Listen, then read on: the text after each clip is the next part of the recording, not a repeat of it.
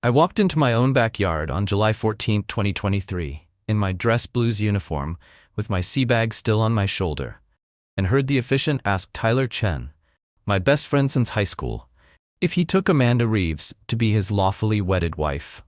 Amanda was wearing a white dress, standing under the pergola I'd built with my own hands, holding Tyler's hands in hers, and there were 50 people watching them get married on my property while I was supposed to be 7,000 miles away in Okinawa. When Tyler said "I do," I shouted, "What the hell is this?" and watched my entire life detonate in front of me. My name is Jake Morrison. I'm 29 years old, a Marine Corps sergeant with 2nd Battalion, 2nd Marines, stationed at Camp Lejeune in North Carolina. I'd served 2 deployments, Afghanistan in 2019, Okinawa in 2023, and I'd spent 7 years believing that the Corps taught me everything I needed to know about loyalty, honor, and courage. I'd been with Amanda for 5 years, engaged for 2, and I'd left for my 9-month deployment in January 2023, believing I was coming home to the woman I'd marry in October. I'd built that pergola in the summer of 2022, specifically because Amanda had said she wanted a backyard wedding. I'd spent 3 weekends measuring, cutting, sanding, and staining the wood. I'd installed string lights and climbing rose trellises. I'd imagined standing there in my dress blues, watching Amanda walk toward me, starting the next chapter of our lives together. Instead, I watched her marry my best friend under it while I was 7,000 miles away serving my country. Amanda and I met in 2018 at a bar in Jacksonville, North Carolina, just outside Camp Lejeune. I was 24, she was 22, and she was a dental hygienist working at a practice near the base. She understood military life, or at least, she said she did. Her father had been Navy, stationed at Cherry Point. She knew about deployments, about the distance, about the sacrifice. When I proposed in 2021 with my grandmother's ring, she cried and said she was proud to be a Marine's wife. Tyler had been my best friend since sophomore year of high school in Raleigh.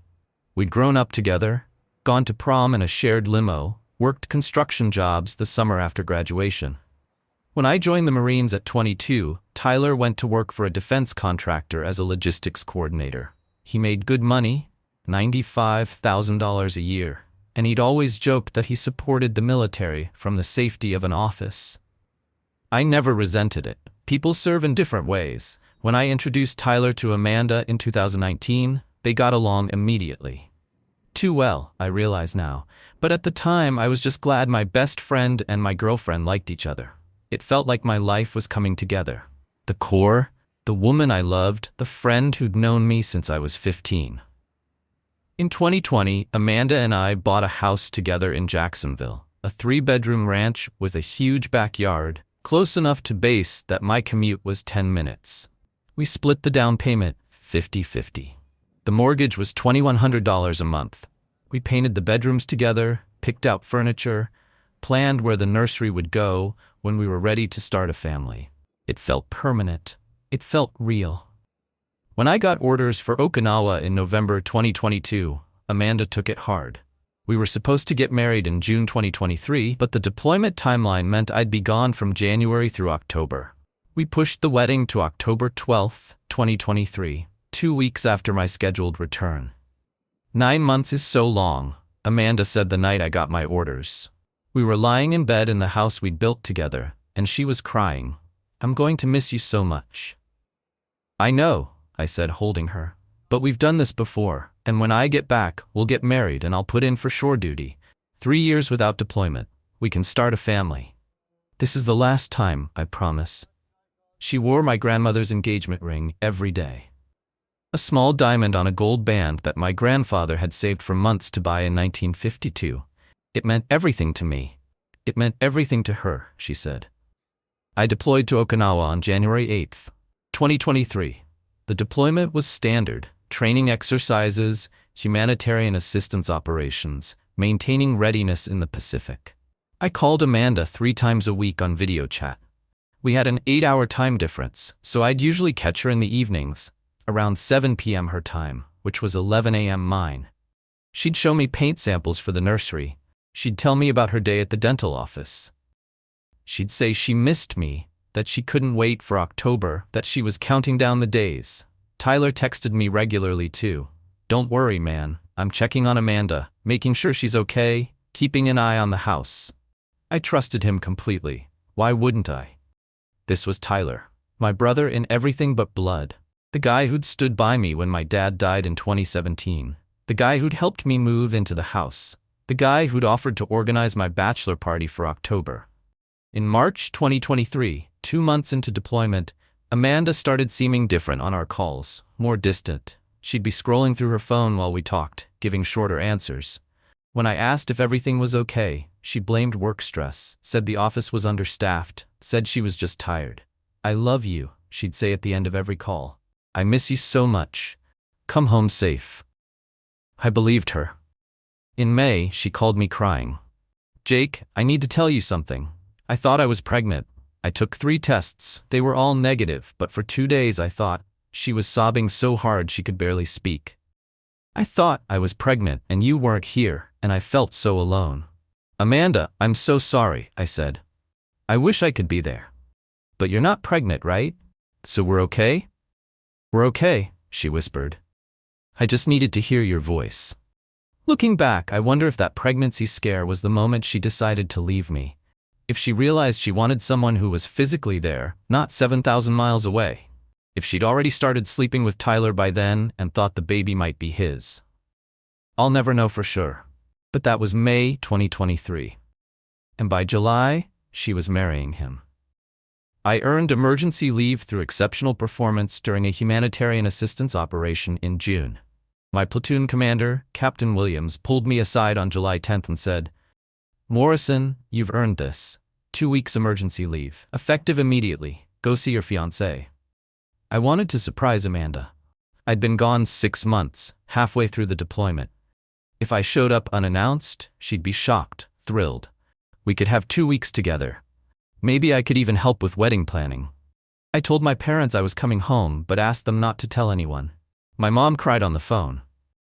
"Jake, she's going to be so happy." I caught a military transport to Travis Air Force Base, then a commercial flight from San Francisco to Raleigh-Durham. I landed at 11:30 a.m. on July 14, 2023. I took an Uber from RDU to Jacksonville, about a 2-hour drive, rehearsing what I'd say when I walked in the door. The Uber dropped me off at 2:50 p.m. My seabag was heavy on my shoulder, and I was wearing my dress blues because I'd worn them for travel and hadn't changed. I walked up the driveway of my house, the house I'd been paying half the mortgage on for 3 years, and immediately heard music. It was classical, string instruments, a wedding processional. I thought maybe a neighbor was having an event. Our backyard bordered the Mitchell's property, and they had a daughter who'd been engaged. Maybe they were getting married today. But the music was coming from my backyard. I walked around to the side gate, confused. The gate was decorated with white ribbons and a "Just Married" sign. I opened it slowly, carefully, trying to understand what I was seeing. My backyard was full of white folding chairs arranged in rows. 50, maybe 60 people were seated, all dressed formally. The pergola I'd built was draped in white fabric and covered in white roses and string lights. There was an arch at the front with more flowers. An officiant in a black suit stood behind a small podium. And there, standing at the altar in a white dress, was Amanda. She was holding hands with Tyler. The officiant was speaking. "By the power vested in me by the state of North Carolina, I now ask, do you, Tyler Chen, take Amanda Reeves to be your lawfully wedded wife, to have and to hold from this day forward, for better or worse, for richer or poorer, in sickness and in health, till death do you part?" Tyler, wearing a gray suit I'd never seen, looked at Amanda with tears in his eyes and said, "I do." I don't remember deciding to speak. The words just came out, loud enough that the music stopped. What the hell is this? Every head turned. The music stopped. Amanda's face drained of all color, going from glowing bride to terrified white in less than a second. Tyler's eyes went wide. People started standing up, craning to see who'd shouted. I walked forward through the aisle, my seabag still on my shoulder, my dress blues feeling suddenly ridiculous. I was a Marine sergeant in full uniform, walking through a wedding ceremony in my own backyard, and I couldn't process what I was seeing. "Jake?" Amanda's voice was so small I barely heard it. What the hell is going on? I repeated. Why are you in a wedding dress? Why are you marrying Tyler? Tyler stepped forward, hands raised like I was a threat he needed to de-escalate. Jake, listen. This isn't… We didn't think. You weren't supposed to be here. I wasn't supposed to be here? My voice was getting louder. This is my house. This is my backyard. That's my pergola. What do you mean I wasn't supposed to be here? Amanda started crying. Jake, I'm so sorry. I didn't know how to tell you. I fell out of love. I fell in love with Tyler. You were gone, and he was here, and I didn't mean for this to happen. You didn't mean to marry my best friend in my backyard while I was deployed? I was shouting now. The guests were pulling out phones, recording. I didn't care. How long? How long has this been going on? March, Tyler said quietly. We started seeing each other in March. March. I'd been deployed for 2 months. You've been cheating on me since March? I looked at Amanda. She was still wearing my grandmother's ring on her left hand. You've been calling me 3 times a week. You showed me paint samples for our nursery. You said you loved me. You said you missed me. Was any of that real? It was real, Amanda sobbed. At first, but then I realized I wanted someone who was actually here. Someone who chose me over the military. Tyler chose me. I'm serving my country, I said. My voice cracked. I'm overseas doing my job so people like you can live in houses like this and have weddings like this. And you think that's me choosing the military over you? You're never here, Amanda screamed. You're always gone. Do you know how lonely I've been? Tyler was here. Tyler checked on me. Tyler made me feel like I mattered. I looked at Tyler, my best friend since we were 15. You were supposed to be checking on her for me. I asked you to make sure she was okay. You said you'd look after her. I did look after her, Tyler said defensively. I was there when she needed someone. Where were you? I was in Okinawa, I shouted. Where you knew I was. Where I've been for 6 months because it's my job. You knew I was deployed and you slept with my fiancée? Amanda's mother stood up from the front row. I recognized her. I'd had dinner with Amanda's family dozens of times. Jake, I think you should leave. This is Amanda's day. She has a right to be happy. This is my house, I said, looking at her. I own this property. I pay half this mortgage. She planned a wedding in my house without telling me, and you think I should leave? Tyler's mother, Patricia, stood up too, but her face was pale. Tyler, what is he talking about? You said Jake was permanently stationed in Japan. You said he wasn't coming back. I lied, Tyler said flatly. He was coming back in October. We were going to tell him then that Amanda had moved on. So you were just going to present this as done? I gestured at the ceremony, the flowers, the guests. Get married in my backyard and then what? Tell me to accept it? Let her go? Move out of my own house? Amanda was crying harder now. I thought you'd understand. I thought you'd want me to be happy. I want you to not be a lying, cheating fraud, I said. My hands were shaking.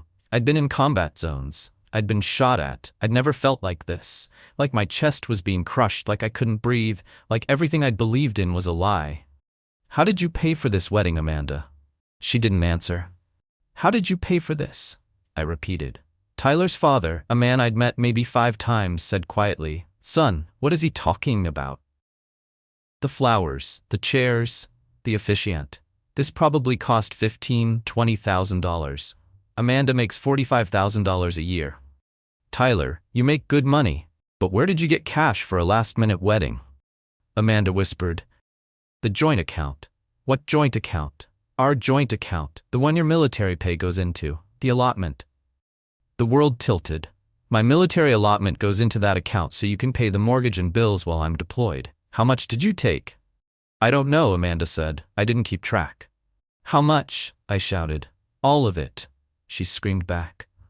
9 months of deposits, $21,600, and I used the credit card for the rest. You're an authorized user on my card, so it's not illegal. The guests were completely silent now. People were still recording on their phones. I saw Tyler's mother sit down heavily, her face in her hands. You stole $21,600 of my military pay, I said slowly, and you charged another, what, $15,000 to our credit card, to marry my best friend, in my house. I didn't steal it, Amanda said desperately. It's our account. We're engaged. What's yours is mine. We were engaged, I corrected. past tense, because you were literally marrying someone else. The officiant, a middle-aged man in a black suit, cleared his throat. I think we should postpone this ceremony. You think? I said, laughing without humor. Yeah, I think you should. I turned to leave, then stopped. Who all knew? Raise your hands. Who here knew I was deployed and that this was my house? Silence. Then slowly a few hands went up. Tyler's brother. 2 of Amanda's cousins, her parents. Did anyone, I asked, looking around at the 50-plus guests, think this was weird? Think maybe you should tell me? Tyler's mother stood up. Jake, I'm so sorry. We were told you were stationed permanently in Japan. That you and Amanda had broken up. If I'd known. She looked at her son with disgust. If I'd known, I would have called you myself. I nodded. Thank you, ma'am. Then I turned and walked out of my backyard, through my house, out to the front lawn, and called my platoon commander. Sir, this is Sergeant Morrison. I need to speak to JAG immediately. My fiancée committed fraud while I was deployed, and I need legal assistance. Captain Williams didn't ask questions. I'll have someone call you within the hour. Are you safe? Yes, sir. I'm safe, just betrayed by everyone I trusted. JAG called me 42 minutes later. Lieutenant Commander Sarah Martinez introduced herself and asked me to explain the situation. When I finished, she was silent for a long moment. Sergeant Morrison, this is one of the most egregious cases of military spouse fraud I've encountered. I'll need you to gather documentation, but based on what you've described, your fiancé committed multiple crimes. I'll coordinate with civilian authorities and will move forward with both military and civilian charges. Thank you, ma'am. Jake, may I call you Jake? Yes, ma'am. I'm sorry this happened to you. You deserved better than this. We're gonna make it right. I spent that night in a hotel near base. My parents drove down from Raleigh, arriving at midnight. My mom held me while I cried for the first time since I joined the Marines. My dad, a Vietnam veteran himself, just sat with his hand on my shoulder and said, "Some people don't understand honor. That's their failure, not yours." Over the next week, I gathered evidence with help from Lieutenant Commander Martinez and a civilian attorney named David Wu. David was a former Army Ranger who'd opened a practice specializing in veterans' legal issues.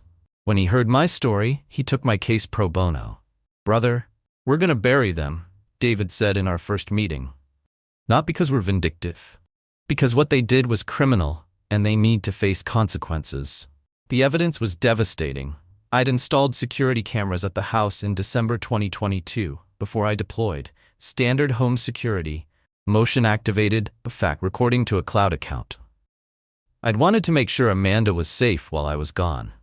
Those cameras captured Tyler entering my house 34 times between March and July 2023. 12 of those visits included overnight stays. The footage showed him parking in my driveway, using a key to enter my front door, staying for hours or overnight, then leaving in the morning. Amanda had given him a key to my house. We recovered text messages from Amanda's phone through a court order. There were 1,247 messages between her and Tyler from March through July. They discussed everything. March 15, 2023. He suspects nothing. I video called him from our bed tonight and told him I loved him. Tyler, I feel bad sometimes, but then I remember he chose the military over me. April 3, 2023. When do you think we should tell Jake? After he gets back? Would it be easier to just be married and make it a done deal? May 8, 2023. Pregnancy scare. Tests were negative, thank God. Can you imagine if I'd gotten pregnant and didn't know who the father was? Jake would lose his mind. June 12, 2023. Booked the officiant for July 14th. My backyard, under the pergola he built. Is that wrong? Tyler, I don't care if it's wrong. He's never here. This is my house now. July 1st, 2023. Amanda, what if he comes home early? Tyler had asked. He won't, Amanda responded. He's not due back until October. We'll tell him then that I've moved on. What's he going to do? He's deployed. By the time he's home, we'll be married 6 months. He'll have to accept it. Reading those messages felt like being shot. Every word was a bullet. David Wu also hired a private investigator named Marcus Webb, a retired NCIS agent. Marcus interviewed the wedding guests, and 12 of them agreed to provide written testimony. The florist said Amanda had told her, "My fiancé is deployed, so we're doing a surprise wedding while he's overseas." The caterer said Amanda explained, "My partner's permanently stationed in Japan, so we're having an intimate ceremony here." The wedding planner testified that Amanda had signed all contracts and paid all deposits using a credit card in both her and my name. The joint card where I was an authorized user. $18,000 in wedding expenses charged between June and July. The most damaging evidence was the attempted forgery. On June 28, 2023, Amanda had gone to a notary with a quitclaim deed she'd filled out herself, transferring my 50% ownership of the house to her name. She'd forged my signature. The notary, a woman named Patricia Odom, had refused to notarize it. "This signature doesn't match the ID you showed me," Patricia had said. "I can't notarize this." Amanda had argued. The notary had filed a report with local authorities, noting the attempted fraud. "We had evidence of theft, fraud, forgery, unauthorized use of credit, and alienation of affection. In North Carolina, alienation of affection is a civil tort.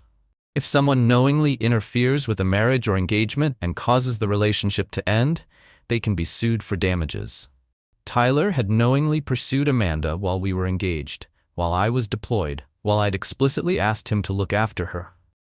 On August 3, 2023, criminal charges were filed against Amanda Reeves. Fraud, theft by unauthorized taking, attempted forgery, and obtaining property by false pretenses. On August 10, 2023, I filed civil suits against both Amanda and Tyler.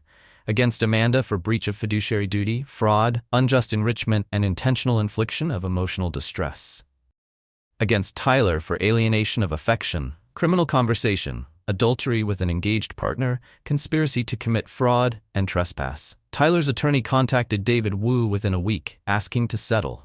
Tyler didn't want to go to trial. He didn't want his employer, a major defense contractor, to find out he'd been sued for defrauding a deployed Marine. Too late. Word had already gotten out. The wedding video, filmed by at least 8 guests on their phones, had been leaked online.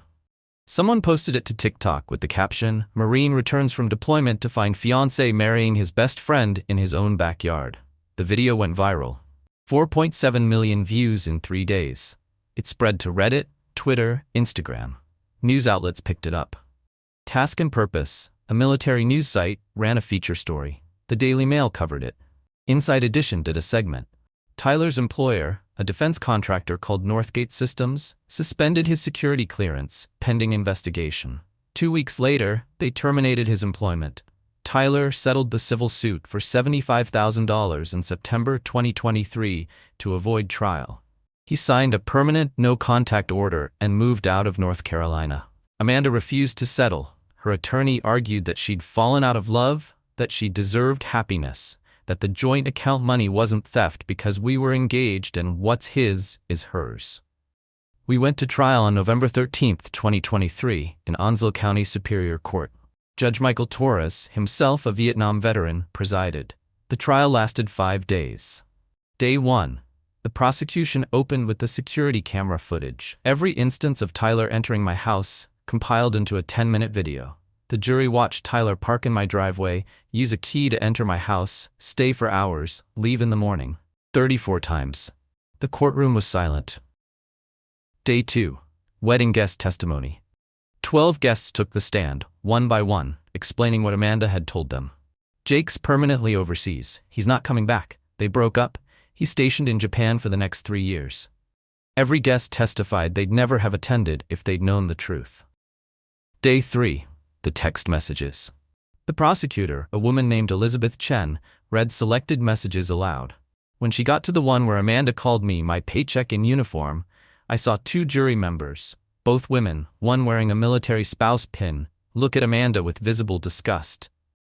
Amanda's attorney, Richard Harris, moved for a mistrial, claiming the texts were taken out of context. Judge Torres denied the motion. Day 4. I testified. I wore my dress blues. I'd earned that uniform. I'd earned the right to sit in that witness box and tell my story. Elizabeth Chen asked me about my service, about my deployments, about my relationship with Amanda, about the house I'd bought with her, about the pergola I'd built, about trusting Tyler to look after her. "Sergeant Morrison," Elizabeth said, "when you walked into your backyard on July 14th and saw your fiancé marrying your best friend, what did you feel?" I took a breath. Like someone had put a round through my chest. Like everything I'd believed in, loyalty, honor, trust, was a lie. I'd been deployed for 6 months, doing my job, serving my country, and the two people I trusted most in the world had been systematically destroying my life. I felt betrayed. I felt humiliated. I felt like maybe I'd been stupid to trust anyone. Do you still feel that way? Some days, I said honestly. I'm working on it. Amanda's attorney cross-examined me. He tried to suggest I'd been neglectful, that 9 months deployed was abandoning Amanda, that I should have expected her to move on. Mr. Harris, I said, I was serving my country. I was doing my job. Amanda knew I was a Marine when we met. She knew I'd deploy. She said she was proud of me. If she wanted someone who was always home, she should have ended our relationship before sleeping with my best friend and stealing $40,000. Judge Torres sustained the prosecutor's objection, but the jury had heard it. Day 5. Forensic accountant testimony. A financial expert named Laura Kim walked the jury through every transaction. The $21,600 taken from our joint account. The $18,000 in wedding expenses charged to our credit card. The attempted quitclaim deed that would have transferred $85,000 in home equity from me to Amanda. Total attempted theft, $124,600. Amanda took the stand in her own defense that afternoon. She wore a conservative blue dress. Her attorney had coached her to cry, to appear sympathetic, to explain that she'd been lonely and scared and made mistakes. I love Jake, Amanda said, tears streaming down her face. But he was never there. 9 months is so long. I was alone every night. Tyler was there. He made me feel safe. I fell in love with him, and I didn't know how to tell Jake. I know I handled it wrong, but I deserve happiness. Don't I deserve to be happy? Elizabeth Chen's cross-examination was brutal. Miss Reeves, you stated you didn't know how to tell Jake that you'd fallen out of love. Is that correct? Yes. But you knew how to video call him 3 times a week, correct? Yes. You knew how to show him paint samples for your planned nursery, correct? Yes. You knew how to tell him you loved him, correct? Yes. You knew how to wear his grandmother's engagement ring while planning a wedding to another man, correct? Amanda didn't answer. Miss Reeves, on June 14, 2023, you video called Jake from your bedroom at 7:14 p.m. Eastern Time. You told him you loved him and missed him. Is that correct? I don't remember the specific date. Elizabeth pulled up phone records on the courtroom screen. The phone company remembers. June 14th, 7:14 p.m., 23-minute video call. Do you recall what you did earlier that day? Amanda's face went pale. I don't remember. According to Tyler Chen's text messages, which are in evidence, you spent June 14th with him from 10 a.m. to 6 p.m., including intimate time in the afternoon. Then you called Jake that same evening and told him you loved him. Is that correct? Amanda started crying again. I was confused. You were confused about whether you loved the man you were lying to or the man you were lying with? Objection. Richard Harris stood up. Argumentative. Sustained, Judge Torres said. But the jury had heard it. The jury deliberated for 2 hours. Guilty on all criminal counts. The courtroom erupted in applause. Judge Torres banged his gavel for order. Amanda collapsed into her attorney's arms, sobbing. I sat in the back row with my parents and felt nothing but exhaustion. Sentencing was scheduled for December 1, 2023. At the sentencing hearing, I gave a victim impact statement. Your Honor, I'm a United States Marine. I've served 2 combat deployments. I've been shot at. I've seen friends die. None of that hurt as much as walking into my own backyard and seeing the woman I loved marrying my best friend. Amanda Reeves didn't just steal money from me. She stole 9 months of trust. She stole my belief that people keep their promises. She stole my faith that when I'm overseas doing my job, the people I love will still be there when I get home. I joined the Marine Corps because I believe in service, in sacrifice, in protecting the people and country I love. Amanda taught me that some people see that service as an opportunity for exploitation. I'm asking this court to send a message that deployed service members deserve protection. That spouses who commit fraud while their partner is serving deserve consequences. That loyalty matters. Judge Torres sentenced Amanda to 18 months in state prison, 5 years probation, and ordered her to pay $39,600 in restitution. the $21,600 taken from our joint account plus the $18,000 in credit card charges. He also issued a permanent restraining order prohibiting Amanda from contacting me or my family and ruled that Amanda forfeited all claim to our jointly owned house. She lost her $85,000 in equity, the down payment and half the mortgage payments she'd made over 3 years. Miss Reeves, Judge Torres said, you exploited a deployed service member's trust for personal gain. You committed fraud, you attempted forgery, and you showed no remorse until facing consequences. This sentence reflects the severity of your crimes and serves as a warning to others who would prey on deployed military members. Amanda served 13 months at North Carolina Correctional Institution for Women before being released on good behavior in January 2025. Tyler paid his $75,000 settlement in October 2023. He moved to Virginia and, as far as I know, is working in a different field. His security clearance was never reinstated. I was awarded 100% ownership of the house. I sold it in March 2024 for $425,000, $85,000 more than we'd paid in 2020. Between the restitution from Amanda, $39,600, the settlement from Tyler, $75,000, and the house sale profit, $85,000, I recovered or gained approximately $199,600. Money can't fix betrayal, but it helped me start over. I used the money to buy a small cabin in the Blue Ridge Mountains near Asheville. 2 bedrooms, a wood-burning stove, 15 acres of forest. I took 6 months of leave, mental health, PTSD counseling through the VA, and stayed in that cabin, trying to figure out who I was after everything that had happened. The betrayal had broken something in me. Not just trust in Amanda or Tyler, but trust in myself. I'd missed every warning sign. I'd been so confident in their loyalty that I'd never questioned anything. I'd been naive, and that naivety had cost me everything. My VA counselor, a woman named Dr. Patricia Simmons who specialized in military trauma, helped me understand that betrayal trauma is its own kind of PTSD. You weren't naive, she said in one session. You trusted people who manipulated that trust. That's on them, not you. The fact that you're capable of trust, of loyalty, of believing in people, that's your strength. Don't let their betrayal destroy that. It took 18 months of therapy to believe her. In April 2024, I returned to active duty at Camp Lejeune. My command had been supportive throughout the trial and recovery. My Marines, the men and women I served with, had rallied around me in ways I'll never forget. On the day I returned to base, there were 20 Marines in dress blues waiting outside my barracks. They'd formed up in formation. When I walked up, they saluted. My platoon sergeant, Gunnery Sergeant Marcus Williams, stepped forward. Welcome back, Sergeant Morrison. We got your 6. I broke down crying right there in the parking lot. That's when I realized Amanda and Tyler had tried to destroy me. They'd stolen my money, my home, my trust, but they hadn't stolen my brothers and sisters in arms. They hadn't stolen my honor. They hadn't stolen my ability to serve. In July 2024, exactly 1 year after walking into that backyard wedding, I started Operation Shield, in partnership with the American Veterans Legal Network. Operation Shield is a program providing free legal resources and support to service members facing spouse fraud, financial exploitation, or betrayal while deployed. We connect active duty military with pro bono attorneys, help them gather evidence, and advocate for their rights.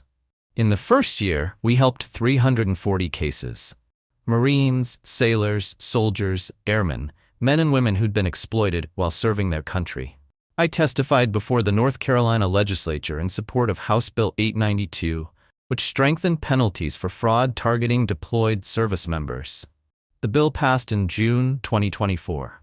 I wrote an article for LinkedIn titled, "What They Didn't Tell Me in Basic Training," about relationship betrayal and recovery. It got 850,000 views and connected me with thousands of veterans who'd experienced similar situations.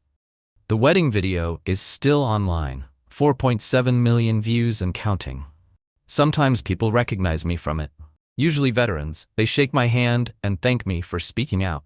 "You helped me leave my ex-wife," one Army sergeant told me at a coffee shop in 2025.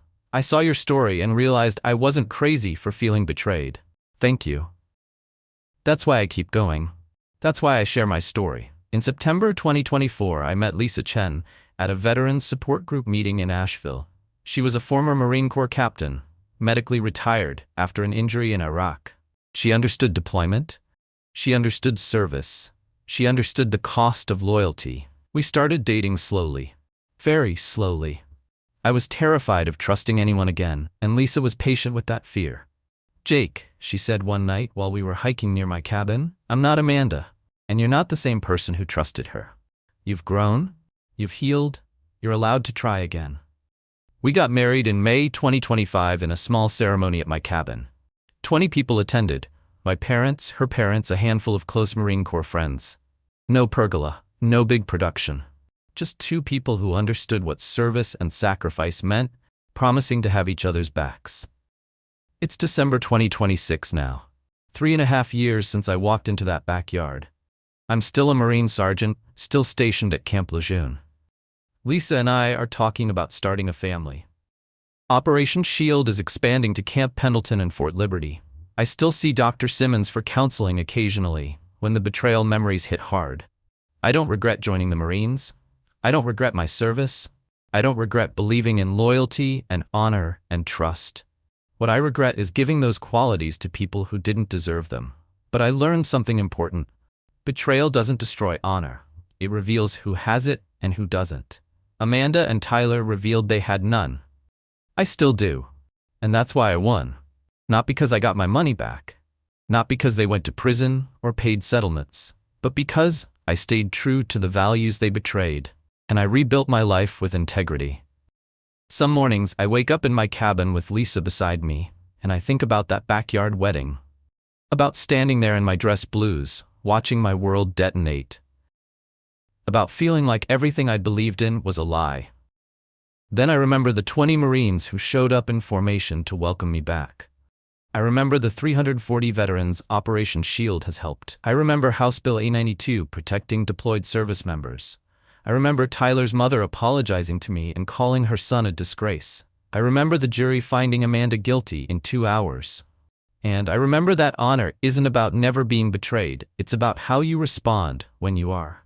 Amanda wanted me to give up, to walk away, to let her keep my house and my money and my dignity. Instead, I fought back with every tool available: legal, financial, emotional, and legislative.